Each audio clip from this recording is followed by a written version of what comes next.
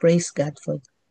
Okay, so sige po mga kapatid, tayo pong lahat ulit dito po sa prayers for healing. Let's pray your blast and join together dito po sa healing na ito. Ngayon na po for 1 minute. Hallelujah. Hallelujah. Yes, Lord, you are our Jehovah Rapha. We declare your healing upon all those who are sick, Panginoon. Maraming salamat, Panginoon, sa powerful healing na tinanggap ni Pastor Jenny, O God, mula sa inyo, that she is here now and back, Panginoon, on her strength. Hallelujah po sa kanya. Ganon din kay Pastor Paul, O God. Salamat, Panginoon, sa pagbubukas mo, Panginoon, ng inyong kagalingan sa kanya. At Panginoon, sa mga provisions, Panginoon, na kailangan nila para sa kanilang mga medical needs, O God. Thank you also for how you are healing all the others namin, Lord, na you will never fail us, you never forsake us, yung pangako mo.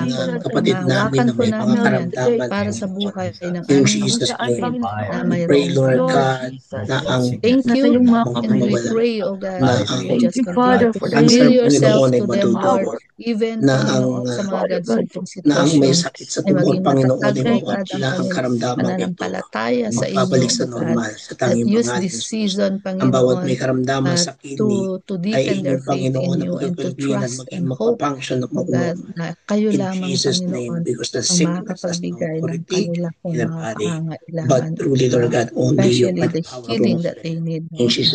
Thank you, God. We give you praise in Jesus' name. Amen and amen. Amen. Okay, so sige po. Yan. Sige po, mga kapatid.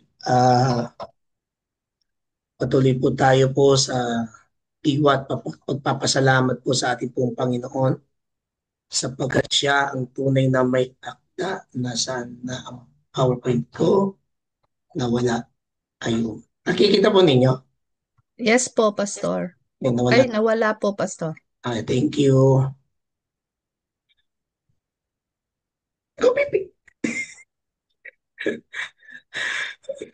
Gumising po ng aking bunso. Okay.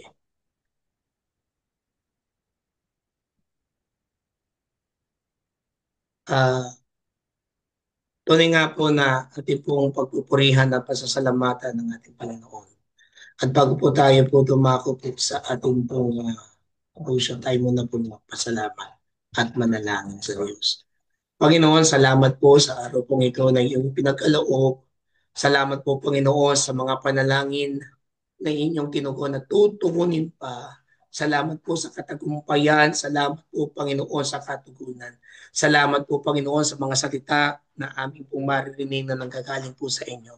Pupurihin ka namin at tunay na dadakilain. Gamitin niyo ang mga panglingkod at tunay na o Diyos na puspusan po ninyo ng inyong banal na espiritu at patuloy na mag-aalab sa aming mga puso at sa bawat isa, sa bawat tengang makakarinig at sa bawat mga puso o Diyos ay tunay na manatili at masagawa at tugtin ayon sa iyong kalooban, sapagkat ang iyong kalooban upang ang iyong salita ay mapangalan at tunay na iyong kaligtasan, kapatawaran ang siyang magana. Sa tanging pangalan ni Jesus. Amen. Amen. Ang naibigay po sa inyong abang lingkod, The Method of the Mission by Oswald Chambers, October 27, 2025.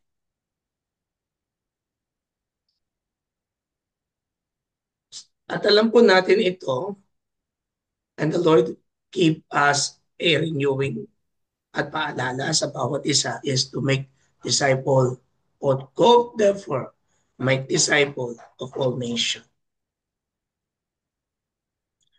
Jesus Christ did not say go and save souls. The salvation of souls is a supernatural work of God. But he said, go make disciples of all nations. Yet you cannot make disciples unless you are a disciple yourself. When the disciples returned from their first mission, they were filled with joy because even the demons were subject to them. But Jesus said, in effect, do not rejoice in successful service. The great secret of joy is that you have the right relationship with Him, according in Luke chapter 10, verse 17 to 20. Ito po yung sulat ni, ito po yung uh, account ni Saint Luke, ni San Lucas, na kung saan ay isinugo niya ang mga agad-agad at yung mga sumusunod sa kanya na 2 by 2. At dito po natin po maalala na hindi na kailangan magdala na kahit na anuman.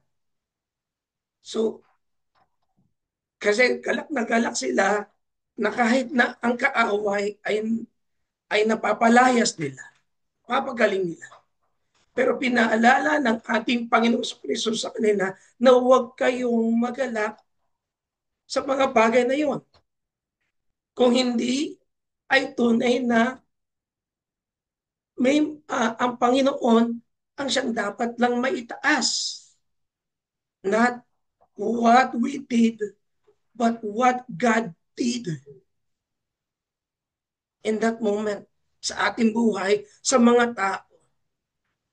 Sapagkat alam po natin na isang kaluluwa lamang ay marami na mga anghel ang nagagalak sa isang kaluluwang na sa balik sa Diyos. Kaya totoo po na hindi po sinabi ng ating Panginoon sa mga disipulo na go and save the soul, but go and make disciple. Sapagkat paano nga tayong magkakaroon ng magtuturo ng disipulo kung tayong mismo ay hindi tayo disipulo. The other term, we need to be a disciple rather than be disciple. Next, the missionary great essential remaining true is the call of God, of realizing is that the one and only purpose to be to disciples, men and women to Jesus. Remember that there is a passion for soul and does not come from God, but from our desire to make converts to our point of view. Is we need a true relationship to Jesus, to God, to the Holy Spirit, so that the call of God that we are being realizing that we have one purpose is to disciple to the people, to be to teach, to love, to be more maging mas malalim sila sa Diyos at talagang yung kalapitan, yung intimacy sa Panginoon. It's not about numbers, but it's all about relationship to Jesus. At kapag yun ang nangyari, ay tunay na yung desire ay magkakaroon ng convert to our point of view. The challenge of the missionary does not come to the back of the people are difficult to bring to salvation. That sliders and are difficult to reclaim, or that there are barriers of closures indifferences. Not to the challenge come from the perspective of the missionary own personal relationship with Jesus Christ. Do you believe that I am able to do this? Yan ang sabi po ng ating Panginoon. Do you believe that I am able to do this? At we believe that God can able to do as such a miracle way to win a person because of faith and being submissive to God. Our Lord unwavering asks the question, and it comforts us in every individual situation we encounter. The one great challenge to us is, do I know my risen Lord? Do I know the power of His indwelling spirit? I'm rich enough in God's sight, but foolish enough according to the wisdom of the world to trust in what Jesus Christ has said. Or I am abandoning the great supernatural position of limitless confidence of Jesus, of Christ Jesus, which I really God's only call for a missionary. Who is the missionary? Mga kapatid, lahat tayong kanyang mga tinawag, mga anak. Hindi niya ho sinabi pong pastor, hindi niya sinabi lang mga disciples, because when the time na siya umakyat sa langit, hindi lang po ang 11, kung hindi po yung lahat ng mga naniwala naroon. Kaya sinabihan niyang, umayo kayo at gawin ninyong disipulo ko ang mundo. Why? Kasi ang sabi po dito, must be connection first, rather rather that you do what you want, because hindi natin alam kung ano yung pinapagawa ng Panginoon, sapagkat kung wala tayong dwelling place in the Spirit. But when we have that kind of sense of the Spirit, we know what God or what Jesus is leading us to do. Kaya napaka-importante po na sinabi po ni Pastor Oswald Chamber dito. First, our relationship to Him.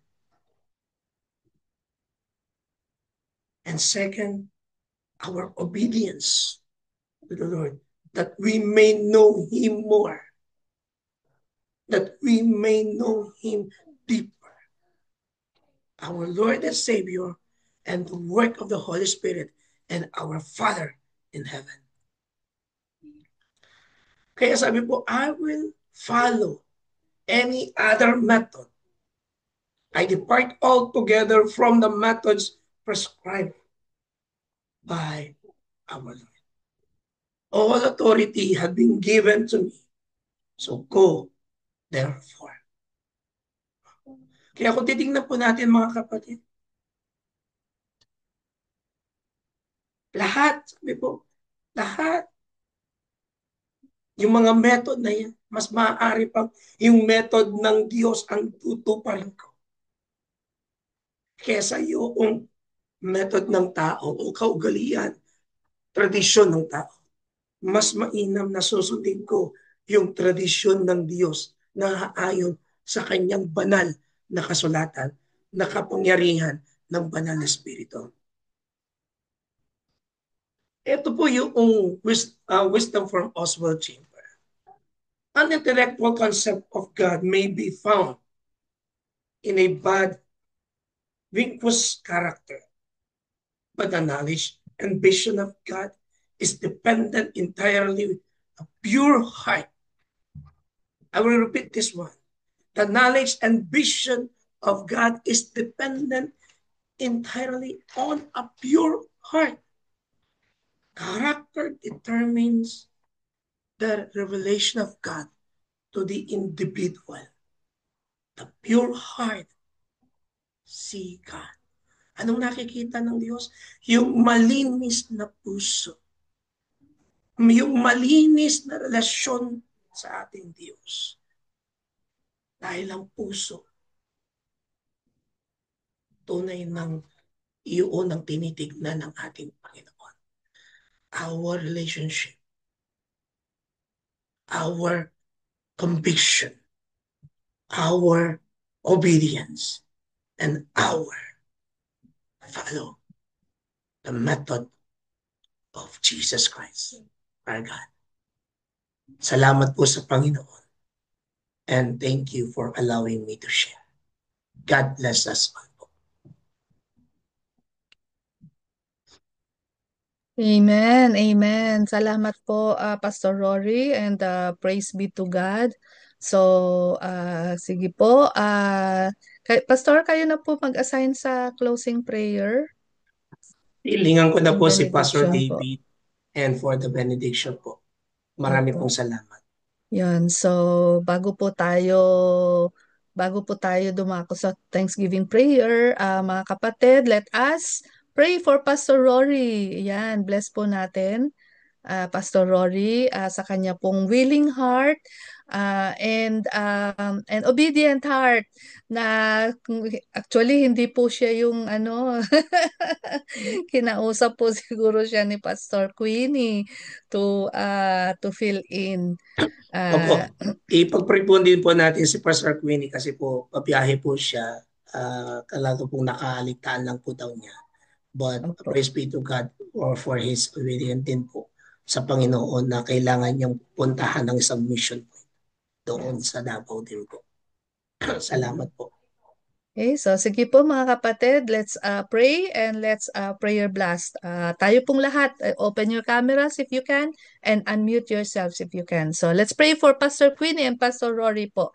Ngayon na po, hallelujah. Yes, Lord, Lord thank God. you Thank you for the for the lives of willing your heart servants, of Panginoon, Pastor ang inyong mga Queen. pastor, O God, na tunay, Lord, na Pray that tinalaga ang kanilang mga buhay, ang you kanilang mga puso, give Panginoon, ang kanilang panahon, your Panginoon, Panginoon the namin. sa heart that is paglilingkod sa pure inyo. so Salamat, we can Lord, see, sa Lord patuloy God, ng proteksyon na binibigay niyo po sa guidance, Lord kanila, God, sa kanilang blessing, strengthen Pastor pagbibiyahe, sa Queenie kanilang sa kanyang biyahe. pagpapayo, sa kanila Opo, pong may we paglilingkod, Panginoon, sa inyo at sa will inyong iglesia, O God. Be with restore Pastor our health, Queenie as she goes, Panginoon, strength, and share your word to others in mission, evangelize, teach, O God, and in the name of pastor Jesus, Lord doon, and God. also kay Pray Pastor Rory, O God. in the Thank you, mighty Lord, name of for his willingness always, within the Panginoon, Spain, to share Panginoon, your word, Pastor O God, and Bayabang, your message. We Ministry pray, sa O God. Barcelona, Patuloy niyong Panginoon. pagpalain ng kanilang mga buhay, Jesus, ang kanilang mga pamilya, Panginoon, thank you, and Father their God. work as well, O God, declaring provisions and protection po sa kanila, Lord. Thank you in Jesus' name. Amen. Amen. Maraming pong salamat. Amen. Po. Let us pray. Most gracious Heavenly Father, we again lift up to you our praises and thanksgiving for the gift of life, the blessings of opportunities, O Lord God, to gather together, even in a virtual way. We thank you for the availability of technology, Yes, Lord. materials, gadgets, O Lord God. We thank you for the spirit of willingness, cooperation, love, and support. We Mm. thank you in advance for all that we have prayed for, Lord God. We know that you already answered them. But Amen. continue, Lord God, to help us to be patient with your timing because we know you know what is best for us, not only what is good. And so, Father God, as we continue to fulfill our responsibilities here in the Philippines, about to end the day, some, especially in UK, beginning their day, O Lord God. We entrust to everything, all of our undertakings, for we know that you're our God who always provide. For this is our prayer, hope, and faith in Jesus' name. May Amen. God Amen. Himself, the God of peace, sanctify us through and through. May our whole spirit, soul, and body be kept blameless at the coming of our Lord Jesus Christ. Yes, For Lord. the one who calls us is faithful, and He will do it now and always. Amen and amen. Amen. God bless, Amen. everyone. Thank Amen. you.